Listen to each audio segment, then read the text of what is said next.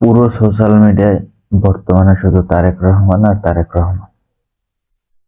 তো তাকে যেখানে নিয়ে যাওয়া হচ্ছে সেখানে পুরো রাস্তা ব্লক করে দিয়ে তাকে নেওয়া হচ্ছে এবং আনা হচ্ছে।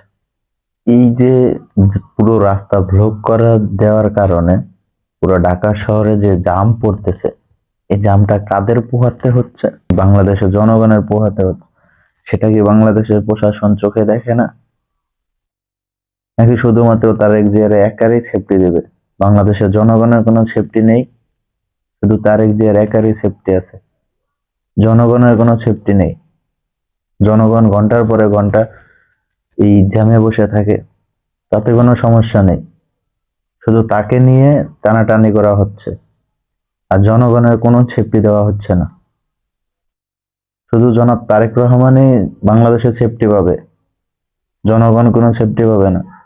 এটাই আমাদের আবু সাইদ, মুগ্ধ, ওসমান হাদি ভাই, এদের স্বাধীন করা দেশ।